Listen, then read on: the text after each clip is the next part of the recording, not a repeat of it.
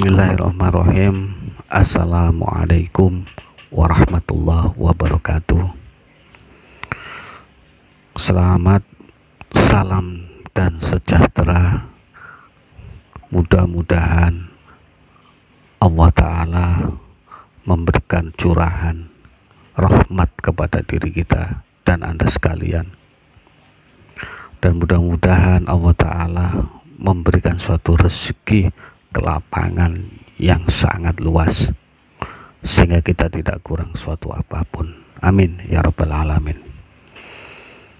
Oke para sahabat atau teman-temanku yang ada di sana, saudara-saudaraku yang di sana yang setia dalam melihat channel ini, sedikit pengalaman akan saya sampaikan, akan saya bagikan kepada Anda semua, dan mudah-mudahan ini bisa bermanfaat,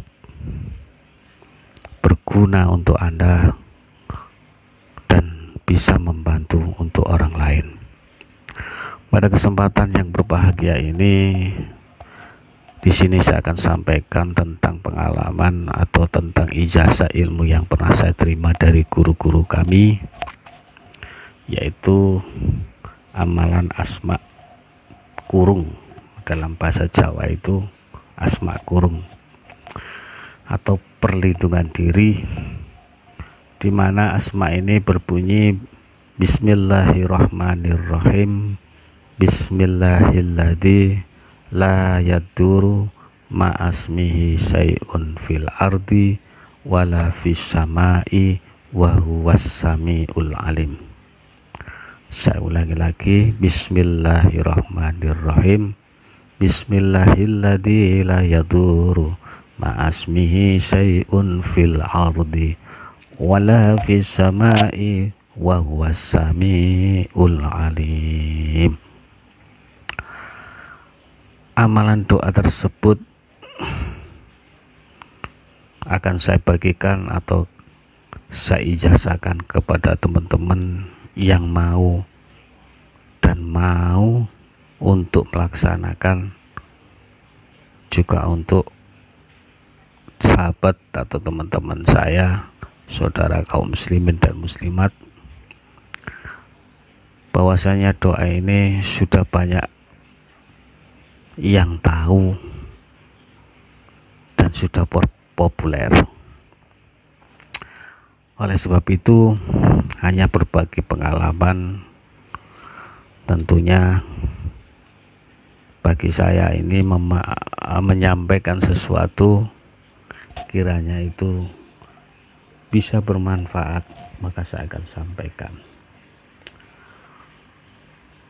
Ilmu asma ini pernah saya dapat dari seorang guru, dan saya sudah menjalankan apa yang sudah diperintahkan oleh beliau.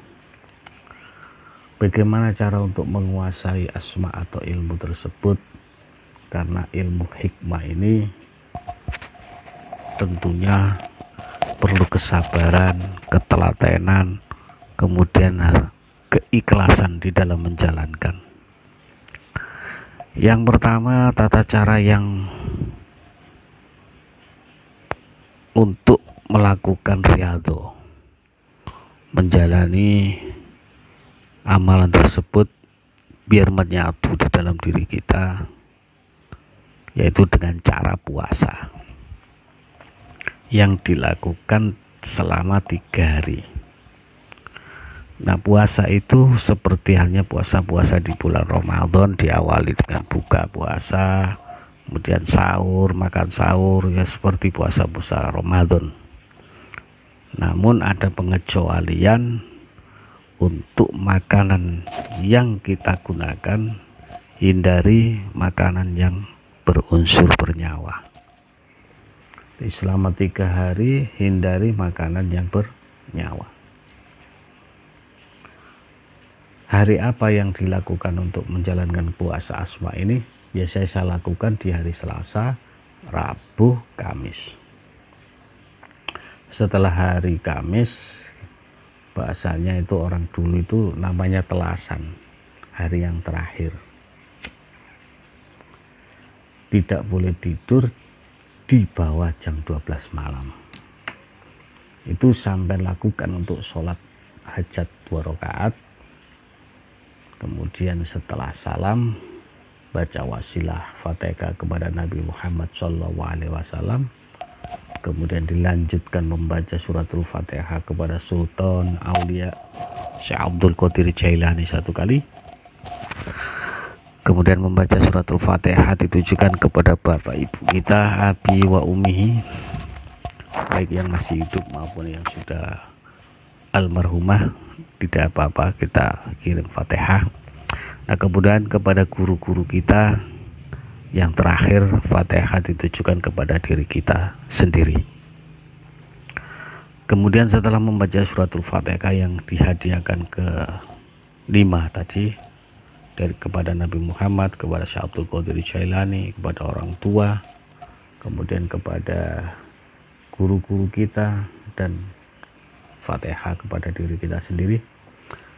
Kemudian kita lanjutkan membaca istighfar 100 kali. Astaghfirullahaladzim, astaghfirullahaladzim, itu sebanyak 100 kali. Nah, setelah istighfar selesai, baca sholawat kepada Nabi Muhammad SAW. Allahumma sholli ala sayyidina Muhammad, itu sebanyak 100 kali. Allahumma sholli ala sayyidina Muhammad, Allahumma sholli ala sayyidina Muhammad, banyak 100 kali. Nah, setelah selesai membaca istighfar dan sholawat, baru kita lanjutkan membaca doa inti tadi, yaitu bismillahilladzi la yadurru ma'asmihi syai'un fil ardi wala fis samai wa huwas samiul alim. Doa itu dibaca berulang-ulang sampai mencapai 1041 kali.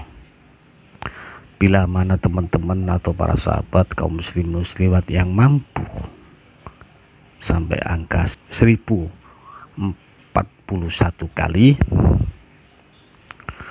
maka yang terakhir kali dari bacaan itu tadi dihembuskan ke telapak tangan kita dengan hembusan yang sehalus mungkin sebanyak 3 kali. Nah, setelah dihembuskan ke telapak tangan kita tadi, kita saputkan, kita usapkan ke seluruh tubuh badan kita. Itu kalau melakukan puasa asma bismil selama 3 hari.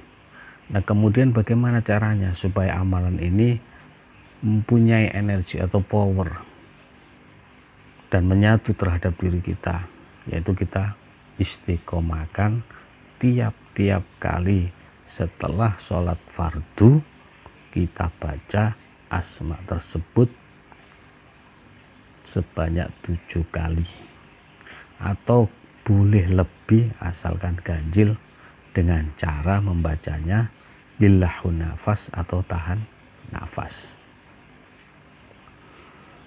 Lakukan setiap kali selesai sholat fardu dengan cara istiqomah.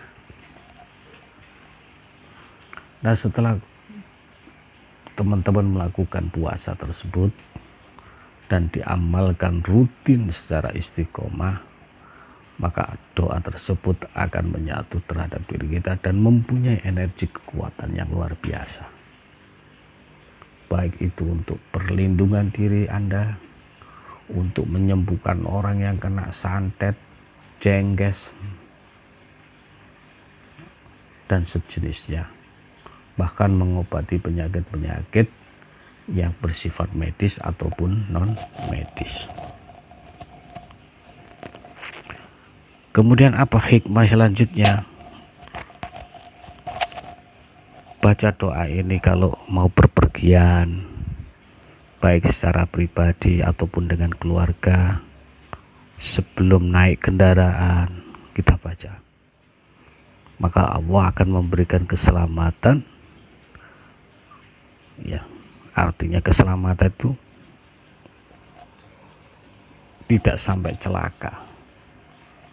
Dari kita berangkat sampai pulang, Allah berikan keselamatan. Baik keselamatan itu dijaga dari atas bumi, di atas bumi, ataupun di atas langit. Allah jaga, Allah lindungi orang tersebut bagi yang betul-betul mengamalkan.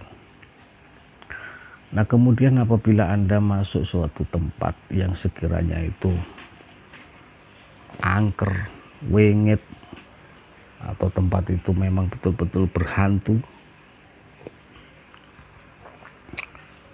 Anda cukup membaca 3 kali, biidznillah, dengan kuasa Allah. Hal-hal yang semacam itu akan menyingkap sendiri. Dia akan lari tunggang langgang dengan bacaan-bacaan asma tadi. Salah satu contoh, bila mana teman-teman ingin magari rumahnya supaya selamat dari pencurian, selamat dari kebakaran atau musibah-musibah yang lain, doa itu dibacakan setiap sudut rumah sebanyak 10 kali setiap sudut. Atau bisa juga dengan cara dibacakan atau diwirid di rumah tersebut sebanyak 133 kali, dengan mohon kepada Allah Ta'ala rumah yang kita tempati ini diberikan keberkahan dan keselamatan, baik diri kita dan keluarga kita. Kemudian apakah bisa asma ini untuk membantu atau mengobati orang lain? Fa insya Allah bisa, tergantung keyakinan kita di dalam menjalankan atau mengamalkan ilmu tersebut. Ya. Apakah itu untuk mengobati penyakit medis, apakah itu untuk mengobati penyakit non medis, insya Allah bisa. Jadi amalan ini multifungsi dan mempunyai banyak sekali kegunaan, baik untuk keselamatan, perlindungan diri, benteng diri, atau yang paling banyak terpopuler dikenal di kalangan teman-teman saya dulu dengan istilah asma kurung.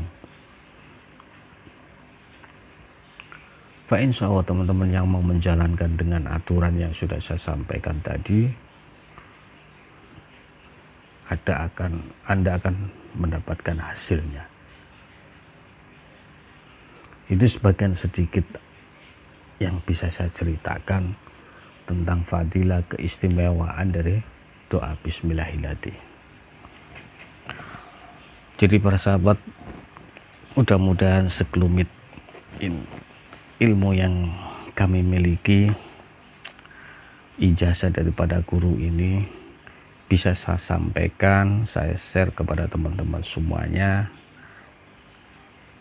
Kiranya sudi untuk bisa dijalankan dengan baik dan digunakan untuk hal yang baik, maka Allah Ta'ala akan memberikan pahala kepada diri kita. Karena kita sebaik-baiknya manusia adalah manusia yang bermanfaat bagi orang lain. Khairun nas anfa'uhum linnas. Oleh sebab itu dalam kesempatan yang berbahagia ini saya menyampaikan dengan bahasa yang sangat gamblang dan mudah dimengerti. Mudah-mudahan teman-teman bisa menjalankan, dan doa saya semoga Anda semua sukses, diberikan keberkahan dan kelapangan rezeki. Bila mana ada pertanyaan ataupun hal yang kurang jelas bisa ditulis di kolom pertanyaan atau di kolom yang ada di YouTube. Nanti akan saya tulis tata caranya juga. Itu para sahabat dan teman-teman sekalian, mudah-mudahan semua ini ada berkah dan manfaatnya. Dari kami akhirul kalam wa muwafiq ila wa min thoriq. Wassalamualaikum warahmatullahi wabarakatuh.